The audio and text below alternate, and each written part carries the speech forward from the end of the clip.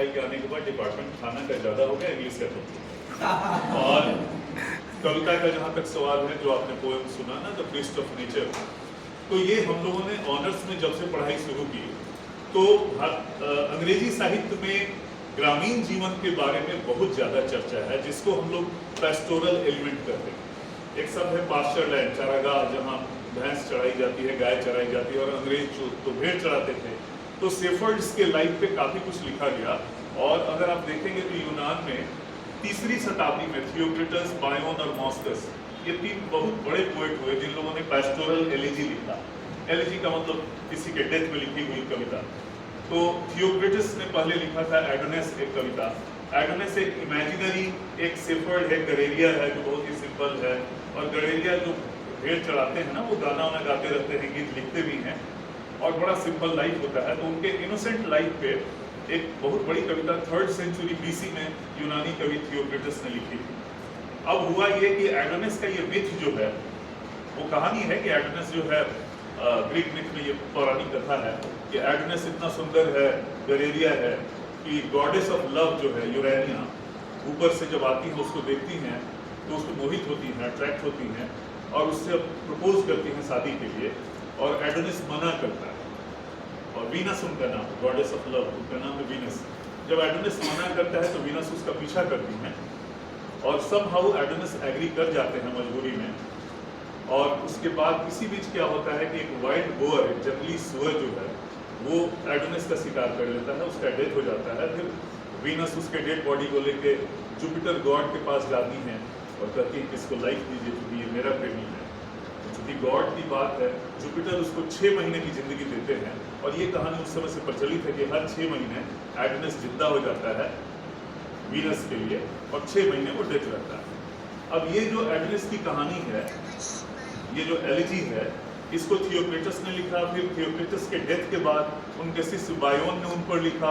फिर बायोन के डेथ के बाद मॉस्कस ने भी कविता लिखी। मैं ये बात आपको इसलिए मैंने बताया कि पास्चर लैंड, चारागाह, शेफर्ड्स, गरेरिया, फार्मर्स पे लिखने की परंपरा जो यूनान के भी कविताओं में दिखता है बहुत पहले से, उस परंपरा को अमर जी ने जिया है। पहली बात में ये बनता। और उसके बाद तो तमाम बड़े पोइट्स, चाहे वो अमेरिकन हो या ब्रिटिश हो या कैनेडियन हो, आप देखेंगे, आप वर्ड्सवर्थ को पढ़ाते हैं, शेली को पढ़ाते हैं, उनकी कविताओं में भी जो, जिसको हम रोमांटिक लिटरेचर कहते हैं, उन कविताओं में भी किसान के बारे में और चारागाह के बारे में, सिंपल फार्मर्स के लाइफ के बारे में चर्चा काफ़ी है। दैट इज द रीजन, यही कारण है कि वर्ड्सवर्थ को प्रीस्ट ऑफ नेचर कहा जाता है।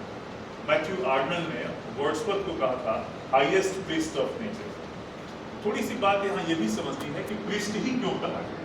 कहीं न कहीं नेचर में जब हम स्पिरिचुअलिटी को ढूंढते हैं, जो हमारे भारतीय दर्शन में भी है कि तुलसी के पत्ता में भी हम अध्यात्म तलाशते हैं, केले के पत्ते में, आम के पत्ते में, और न जाने कितने पीपल और बड़ और जितने भी हमारे यहाँ वृक्ष हैं, पौधे हैं, सबका एक आध्यात्मिक, एक धार्मिक महत्व है। तो जब हम अपने सारे वनस्पतियों को धर्म से जोड़ के देखते हैं, उनमें ये पवित्रता देखते हैं, तो इन वनस्पतियों के बारे में बात करने वाला, इन वनस्पतियों के बीच रहने वाला कैसे नहीं प्रीस्ट होगा। प्रीस्ट बनने के लिए जरूरी नहीं कि प्रीस्ट का पोशाक हो। प्रीस्ट बनने का मतलब ये नहीं होता है कि सिर्फ मंदिरों में जो पूजा करे और गृहस्थ जीवन को छोड़ दे। मेरे पापा कहते थे कि कर से कर्म करो विधि नाना, मन रखो जहाँ विधि नहीं रहना। तो हम काम तो सब कर ही रहे हैं, जीवन तो जीते ही, भौतिकवादी जीवन से भी हमारा छुटकारा नहीं हो सकता है। लेकिन इसके अलावा जो हमारा ध्यान है, जो हमारी संस्कृति है, जिसको हमको बचा के लेके चलना है, तब तो वो हमारा ध्यान वहीं केंद्रित होगा जहाँ से हमारी पहचान होती है, जो भारतीयता की पहचान है।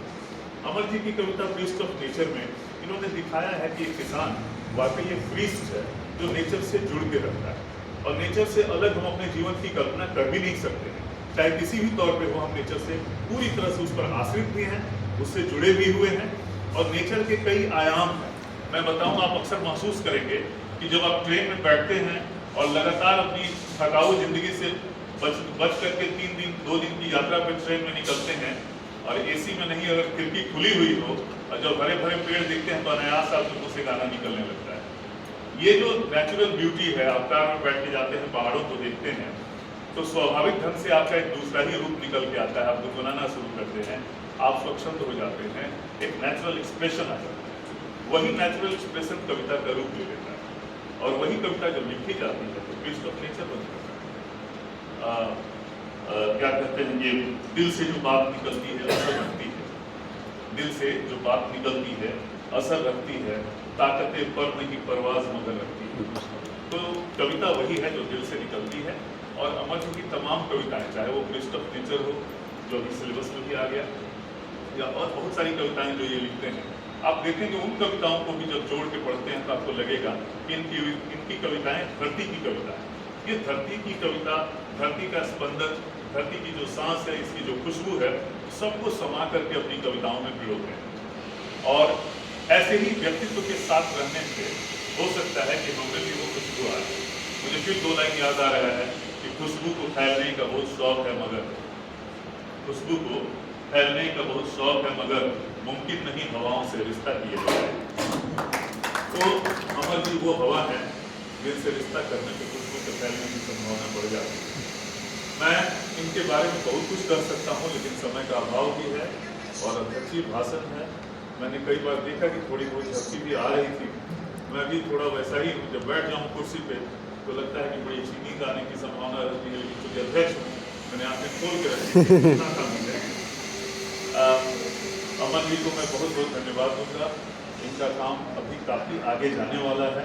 सारंग के संत पे जो ये काम कर रहे हैं, सच बताऊं तो ये बड़ा अद्भुत और अकल्पनीय काम है।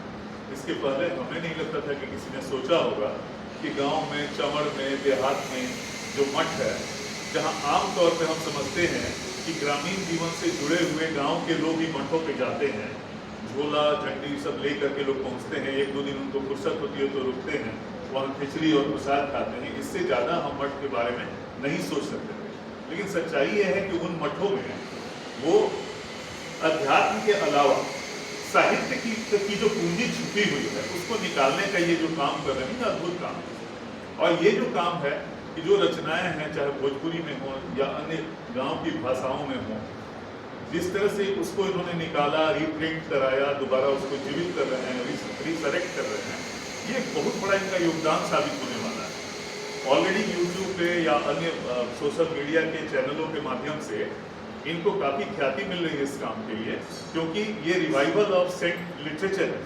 हम समझते हैं कि जो हिंदी के विद्वान हैं वो पहले से ही कबीर के, मीरा जी के भजन और संत साहित्य को ऑलरेडी हिंदी के साहित्य में शामिल किया जा चुका है और काफ़ी प्रतिष्ठित भाग है उसका साहित्य का। ठीक उसी तरीके से अमर जी का जो काम है, इस वजह से हमारे सारंग के आसपास के क्षेत्र में जो साहित्य लिखा गया और जो अनहर्ड रह गया, आप कल्पना कीजिए कि अगर इस बात को बाहर नहीं लाया जाता तो वो किताबें धीरे धीरे सड़ जाती, खराब हो जाती और कोई जानता भी नहीं कि इतना ज़्यादा काम हमारे सो कॉल्ड अनपढ़ संत जो हैं उन लोगों ने लिखा। कहने को वो अनपढ़ है, उनके पास कोई डिग्री नहीं रही, लेकिन जो काम, जो कृति उन्होंने किया है, उसको समझने का एक मौका अमर जी के माध्यम से हम लोगों को मिलने वाला है और अगले जनरेशन को मिलने वाला है। और ये एक बहुत बड़ा इनका कंट्रीब्यूशन है साहित्य के फील्ड में, और खास करके भोजपुरी साहित्य के फील्ड में। कई बार होता क्या है ना कि आप जब तक जीवित हैं तब तक आपकी कदर और आपका मूल्यांकन लोग सही से नहीं कर पाते। उसके कई कारण हो सकते हैं। कई ऑथर्स के साथ ऐसा हुआ। हॉपकिंस एक ब्रिटिश पोएट है जिसके 25 साल के मरने के बाद उसके दोस्त ने उसकी किताब छपवाई, तब लोगों ने जाना कि हॉपकिंस इतना बड़ा पोएट है। मेटाफिजिकल पोएट्री 1625 से 1660 तक लिखी गई, इतने बड़े बड़े पोएट हुए, लेकिन उनका महत्व तब लोगों को पता चला जब 1920 में जाकर के टी.एस. एलियट ने उस पर एक एसे लिखा मेटाफिजिकल पोएट्री पर। ठीक वैसे ही होता है कि काम कोई करते जाता है, और भगवत गीता का जो संदेश है कि आप काम करते रहिए, फल की चिंता मत कीजिए, मुझे लगता है कि उसी राह पे चलते हुए अमर जी अपना काम करते जा रहे हैं। फल पे इनको मिलना है। आज का युग जो है वो कम्युनिकेशन टेक्नोलॉजी का युग है, इसलिए बहुत देर नहीं होनी है फल मिलने में। अब तो बातें बड़ी तेजी से फैलती हैं, मीडिया के माध्यम से, चैनलों के माध्यम से, इस तरह के गोष्ठी के माध्यम से। तो मुझे लगता है कि इनका काम निश्चित रूप से बहुत आगे जाने वाला है और काफ़ी कुछ हम लोगों को लाने वाला है। मैं पूरे परिवार को, जो इस स्कूल का, विद्यालय परिवार का के सारे लोग हैं, मैं सबको बहुत बहुत धन्यवाद देता हूँ। इसमें काफ़ी चेहरे मेरे पहले से जाने पहचाने हैं, कई जो यहाँ